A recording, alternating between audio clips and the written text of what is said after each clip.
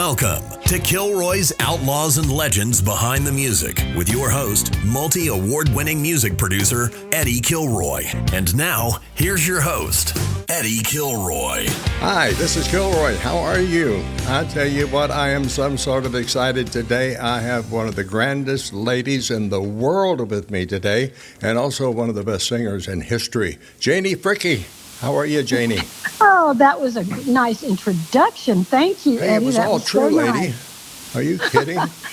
Are you Well, kidding? you know, since we've been making music for many, many years, I really appreciate you saying that. Oh, well, it's true, Janie. You know, you've made such a contribution to so many genres of music as well as country music, and of course your background. We won't get into that because it's too vast as far as the jingles and everything. But you had so many hit records, just Janie Fricke hits. Gosh, how many number one records did you have? Quite a few, I know. Well, there were several, and I quit counting because I can't keep up with that sometimes, but we do most of them in our concerts, that's for sure. I know, And of but course, we've got I'm concerts laughing coming up, because, so. you know, you've had so many hit records, you can't keep up with them. That's Well, pretty I darn don't know good. about that. It's just that I've been in the music business, you know, working on records and working with producers and other artists. I know. And so it kind of all blends together. But originally when I started out, I was a backup singer and would go in the studio and sing harmony on records for producers like yourself. How well I know. Right? We had some And, grand times. Oh, I don't mean to interrupt you, but I've got to tell you this. I had a conversation with the governor of Indiana last Thursday, I think, and I asked him how things were in Indiana, and he said they'll never be the same since Janie Fricke left. Wow, now that's really sweet. That's strong, isn't it?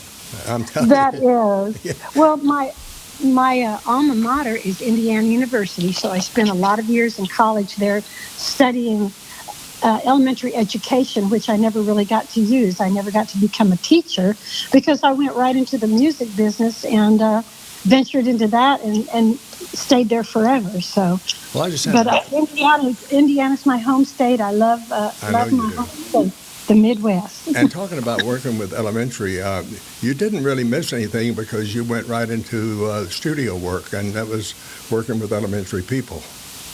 Oh, well, now, hey, now, you could say that, but I'd say they're pretty smart because producers have to know exactly if a record is going to make it commercially, if it's going to appeal to the audiences out there buying the LPs or the CDs or whatever. So Absolutely. it's really a studying thing on how can you tell what a hit song is when it's written and you have all these songwriters coming at you from all directions, and all the publishing houses in Nashville want to get their songs recorded. I know, and you were pitched a lot of songs. I mean, when you were recording all those number one records, I think every publisher in town wanted a Janie Fricke record.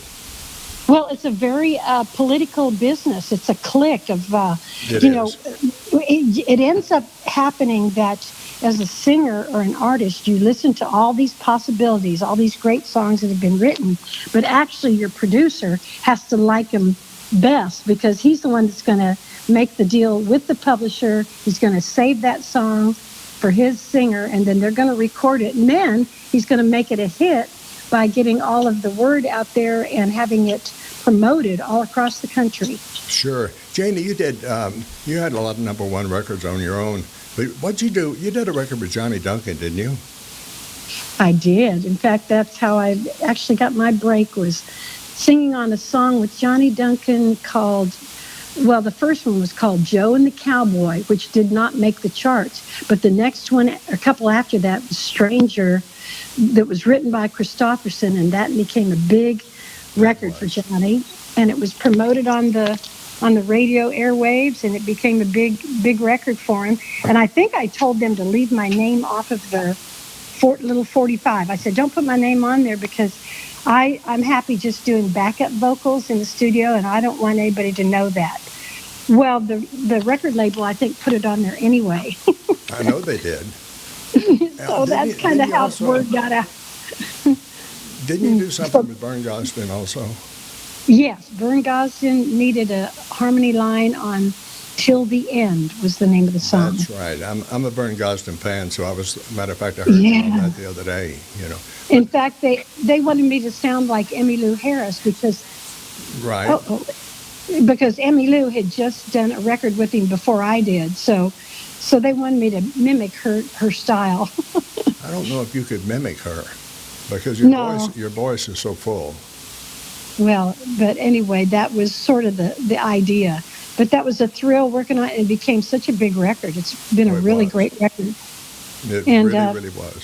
and then Charlie Rich did a song called "On My Knees," Right. and Billy Sherrill was producing him, and he asked me to come in and do a couple of lines on that. So that was a real thrill to work on that with Charlie Rich. Oh, it was. Charlie Rich was a great artist.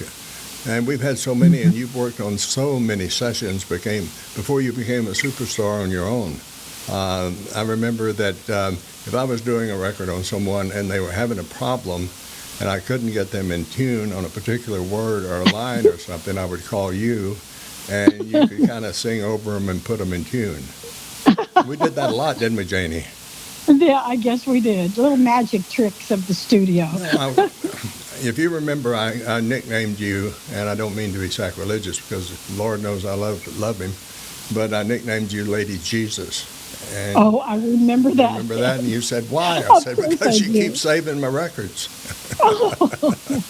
Well, that was really a nice thought and a nice image, to think about. But yeah, that was sweet. Well, I love doing studio work, and now my life is all concerts. So we love getting out and doing our concerts around the country. I've got a website. It gives a tour page with all of our shows upcoming, and throughout the year, even throughout December. So we're just gonna keep getting out there and doing our thing with my band, who is based out of Dallas Fort Worth. Right? Well, I know the people enjoy it, and you'll pack them in. Can you name me a couple of dates? Do you have your book handy so the people can Okay, be watching well, for I them? don't have I don't have my calendar in front of me, but there are 3 tour dates in the month of August, starting with Hinton, Oklahoma, and then also a town called Frost, Texas, Okay. and then also Fredericksburg, Texas. Oh, So Fredericksburg's a those are great the city.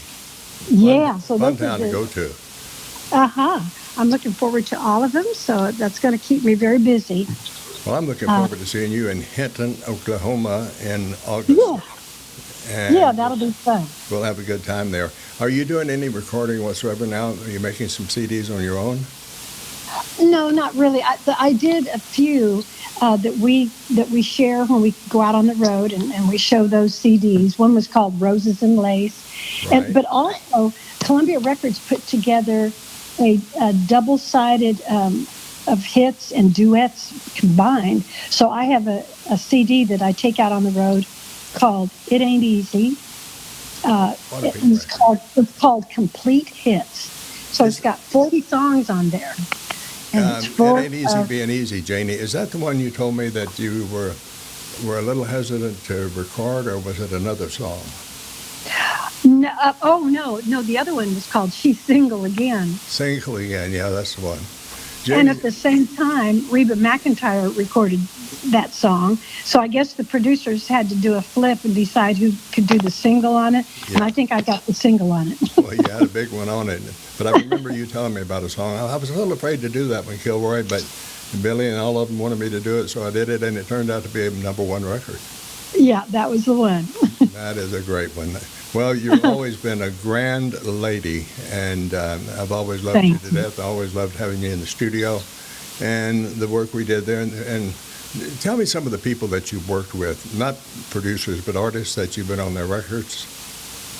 Oh, well, I'll tell you one thing. When I first moved to Nashville, one of the first sessions I sang backup on was for Dolly Parton and Yeah. Porter Wagner. They were a duet.